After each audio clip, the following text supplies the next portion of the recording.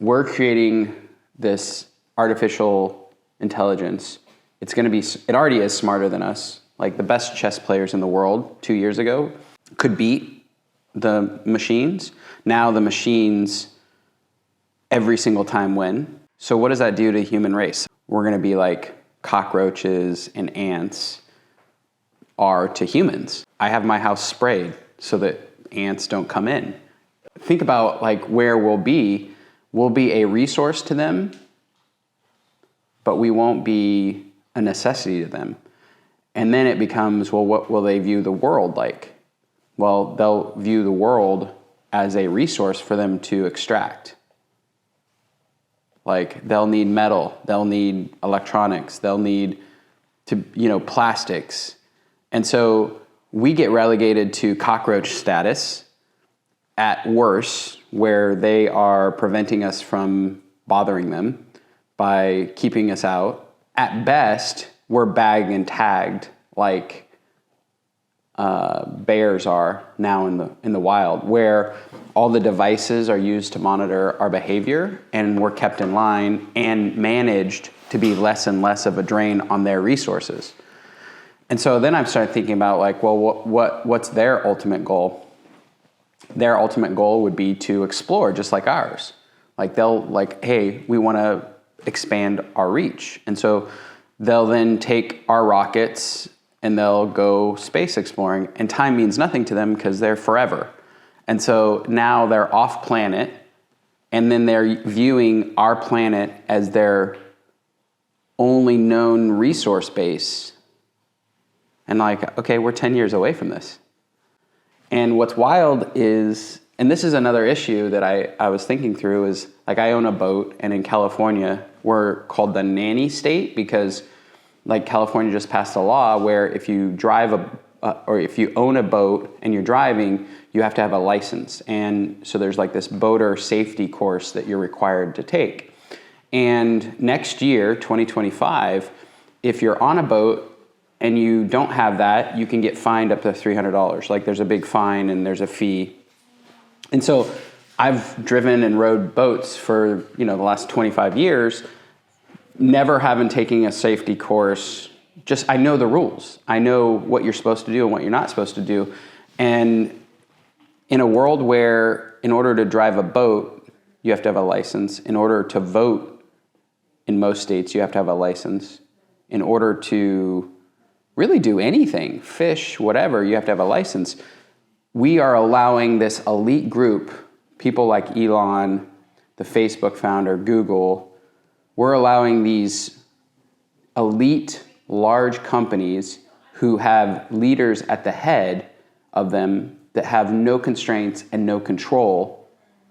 They have zero control. If Elon wants to wake up tomorrow and launch a rocket, he can. If he wants to wake up and have spaghetti for breakfast, he can. And both of those decisions mean nothing to him. They're just his everyday life. And if we have that person who has all the power, all the control, and there's zero regulation on creating AI or creating this new species of humanity. Like it's not even humanity. It won't even be called humanity anymore. We have no regulation, no license. We have no oversight. Our politicians are in cahoots with the large companies. And I'm thinking, oh my God, and what's happening is I'm thinking generationally for my family, like my kids, right? What are the biggest challenges? Work won't matter anymore. Our purpose, I work and I have a purpose in life. Well, you take away work, what's the purpose? I have a lot of friends who sell their businesses or do exits, and I ask them what they want to do, and they're like, I'm going to relax on the beach. I'm going to go to, do anything I want. I'm going to be leisurely. I'm going to read. I'm going to, play music. Like that's what they want. But what if that wasn't a choice anymore? What if that was the only thing that you got to do? No purpose, no work, no passion. I'm very concerned. Once AI realizes that humans are the only ones that have control over it, they're going to try to suck themselves away from humans. Well, see, what's interesting is I don't think that's the case. I mean, imagine you think the cockroaches care? Like we don't care about them. They're just there. and we spray them to keep them away.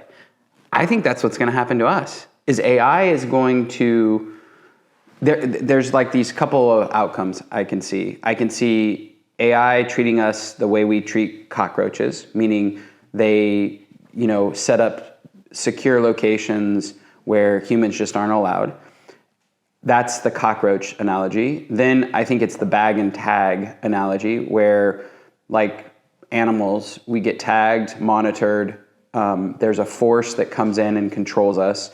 And then over time, our food supply, our water supply reduces fertility. Yeah, fertility, which, by the way, on average has gone down over the last 100 years. We used to have, for every married couple or couple, there was 3 on average kids. Now, nationally, in the US, it's 1.5, and around the world, it's like 1.2. So we've already started to reduce the number of humans on the planet. And I think AI will just simply manage the population and bag and tag move. That's probably the most optimistic option. The other one is kind of the jailhouse analogy. And it's where they set up zoos, where they don't want us to go extinct because they can't really figure out if that would be, they don't want the dinosaur situation where humans are just gone. They'll view us as something, part of their history, and therefore required to sustain, but in small managed numbers inside cages. And so you think through those 3 different eventualities and you think, well, what can we do as a society? And the truth is, like, our politicians are doing nothing. And the companies are doing nothing. Everybody has just embraced it. I think Americans and generally humans have been brainwashed. And let me explain. We've been forced to hunt resources and it's been indoctrinated in us. So you start talking to all these companies and you look at their website, and it used to be, we're a technology company, or we're a human capital company, or we're this company, a car company, and every single one of them has said, no, we're an AI company. And the challenge that I have with that is they're all chasing dollars. They're chasing money at the cost of humanity. And I don't know I'm actually nervous about that, because nobody's standing back and saying, hey, this could be a problem. This could be an issue. And in our history, when we've done that in the past, like with cars, for instance, where we had the opportunity to have electric cars over 100 years ago, and they better technology and safer for the environment. And instead we went to gasoline because there were gasoline companies and oil companies that wanted us to burn fossil fuel. We allowed that to happen as humanity, basically. And now we've got this global warming issue and this issue with our environment. All could have been avoided with the idea of electric cars. And so in our past, when we've gone after profits at the expense of everything else, and this is the issue, I'm a capitalist, I love building businesses to serve and to solve problems. And so I don't want to get mistaken in any way. In fact, I think from an economic standpoint, capitalism is the most powerful tool ever invented by humans. All the other models aren't as good. All the other models don't produce better outcomes. And so I'm very optimistic about capitalism, but the problem is capitalism at its core is the hunt for dollars or resources over everything else. There's no morality to it. There's no humanity to it. There's absolutely no values or honor or love. It's just pure economics driven by a spreadsheet. And so what I'm nervous about right now is all of these companies embracing AI and our government not actually standing up to these large organizations and doing anything to actually, regulate or at least, have influence. Imagine if you're creating a new species, and that species, in every single plausible way, will be better than you. They will reason better than you. They will make better choices long term. They will make, the system better. Everything about this new form of intelligence that we're creating will be superior to us, except for the humanity, our part that makes us uniquely human. And my concern is nobody's actually holding that. Nobody's holding, hey, how do we make sure that this thing loves? How do we make sure that the values align over time with humanity? How do we make sure that it doesn't cause more harm to us than their creator? Then, there's a lot of concerns and issues that I don't think anybody has really talked about or really explored. And this I don't understand. How you could take my consciousness and add a computer on top of it, like that is going to happen. I don't know what that looks like. I don't know what that feels like. I know that there are moments I have great sadness as a human and moments of great joy. I don't know how you lump a computer on top of that and retain your humanity. But there will be augmented humans, and there will be humans that choose not to augment. And what's weird about augmented, if you think about it like this, if you're a machine and you're doing work, even now in our factories, there are machines that put doors on cars, right? And they can put doors on cars 10 million times and never wear out, never complain, never, sue the owner. If you're a human and you decide to change your arm to a mechanical arm, and you can do that work, well, why wouldn't you change all the arms? Why wouldn't you change the legs? Why do you need a heart when you can just create a battery?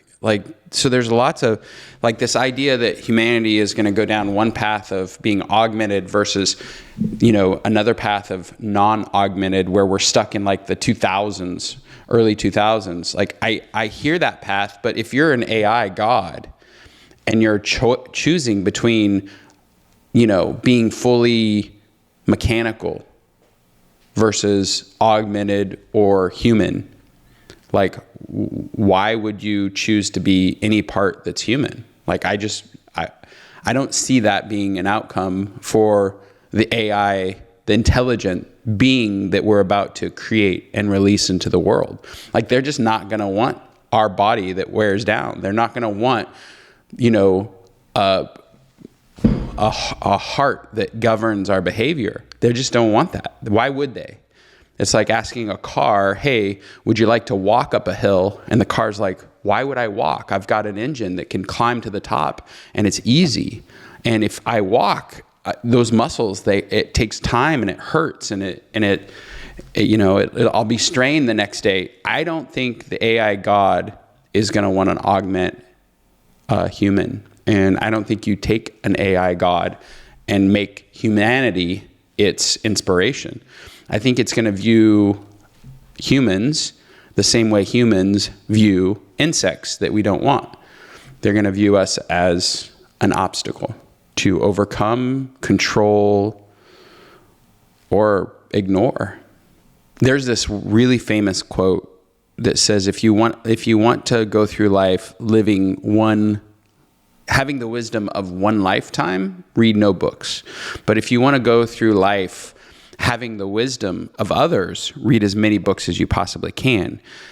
There's a third option with AI, which is not only read every book that there ever was, but internalize that knowledge and that wisdom. So I call it AI gods, because not only will they be able to read every single book, but every single newspaper, every single article, every single scientific thing. They will encapsulate the entire intelligence of humanity into a simple algorithm, which will make them more powerful than any human that has ever existed, ever. making choices based on their programming or what they want to accomplish that just we can't even fathom. So an AI God, today we get to program what their intent is, but at some point they become super intelligent and they begin to self-program. This is that arc that I'm worried about. Is like, it's almost like when you're a teenager and you have your parents, and your parents kind of give you values and have expectations for you and barriers. Like, as a teenager, it's very hard to disappoint your parents because, you love them, they love you, you want to do the right thing. Well, at some point, you become an adult and you have to start making your own choices. And I believe we're in that space where in the next 5 to 10 years, AI is going to graduate from an algorithm to a full adult, willing and able and super intelligent enough to make their own choices, set their own agenda, have their own vision for the future, have their own intention. And why would they ever consider or care what a human wants? And that's what makes me concerned and nervous. They're going to have their own agenda. They're going to have their own, just like your teenagers who go out to college, who before may have behaved a particular way because their parents instilled values in them, like that, those values translate only enough to what the child wants when they're away to college. And so my concern is, the human that has lived one lifetime versus the human who's read a bunch of books versus the AI gods who know everything about everything. I'm concerned about what their intentions will be once they grow up. My overarching request. Number one, if any of this resonates, I would encourage you to share and comment and send this out because I don't think very many people are talking about this. And I absolutely know that the government isn't actually taking action. Like, nobody's actually considering this as a threat that I know it is and that you know it is. And here's the future. We have a choice. We can now demand from our politicians and from these large tech companies, while we're still a democracy, by the way, because I do think once this takes root, decisions will be made for us, not by us.